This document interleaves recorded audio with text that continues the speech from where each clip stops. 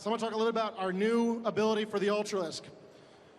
The Ultralisk has a little bit of a size problem. He needs to go on a little bit of a diet. He's had this problem for many, many years, and it makes it very difficult for your Ultralisk to get into battle. He gets stuck on your own Zerg units. He gets stuck, of course, on enemy units, and you often lose these guys, or you certainly don't maximize their ability because they're so big. And the Ultra, of course, in Wings of Liberty has been a powerful end-of-game splash unit, and we want to kind of buff this a little bit in Heart of the Swarm.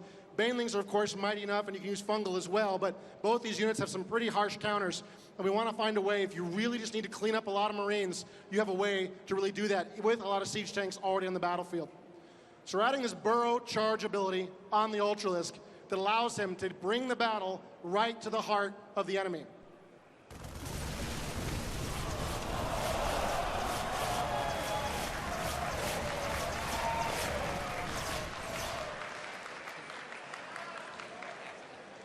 You're welcome, Nesty.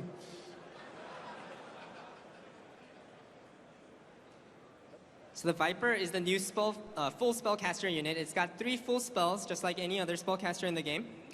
So this means that the Overseer is cut, and the Viper will be taking its spot. The main role of the Viper is to break choke points. So in this screenshot here, you'll see Blinding Cloud being cast against a bunch of range units.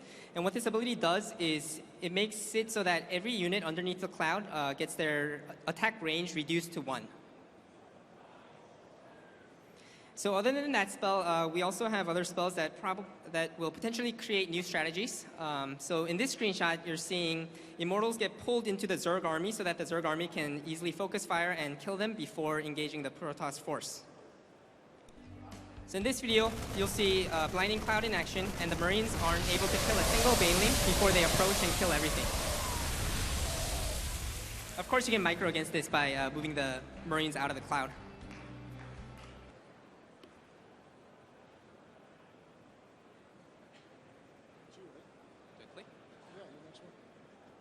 So in this second video, you'll see the Colossi being pulled down the ramp so that the Zerglings can engage, and if the Colossus tries to run back up, you can pull him right back down and kill him.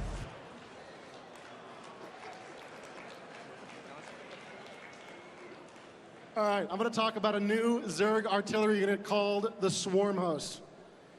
Now this guy is a great way to gain map control. And what he does is he burrows and he spits out for free a bunch of little timed life units called locusts, which swarm across the map. This is a very Zerg way to have an artillery unit, and it's hopefully a very Zergy way to gain a bunch of additional sort of static map control. Obviously, Zerg have a decent amount of map control right now through sheer speed. They can use their Zerglings to threaten your base, makes you keep running back. They can use Mutalisks to threaten your base, keeps you running back. We wanted something they could use to also just kind of fundamentally apply some pressure. Something that would really force the enemy to deal with the Zerg who had some kind of fundamental advantage. I'll show you how these guys work.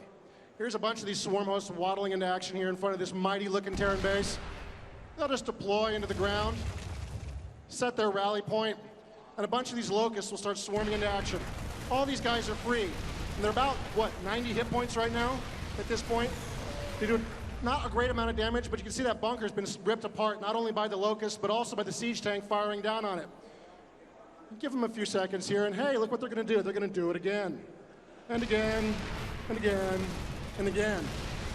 It is the endless Zerg swarm knocking at your front door until you figure out a way to deal with it.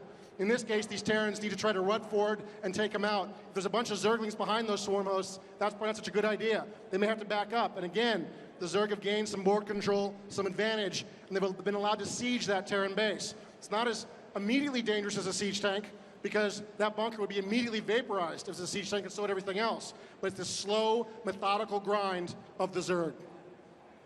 So here's what we got today for the Zerg. We've got the new Ultralisk, which allows them to burrow charge, take the battle right into the middle of the enemy. We got the new Viper, which has a bunch of new ways to sort of mitigate damage against the swarm, as well as to steal enemy units and pull them right into your stack. And we have the Swarm Host, a new, brutal, methodical type of Zerg artillery that allows you to create for free the endless wave of the swarm sort of smashing against the enemy's line.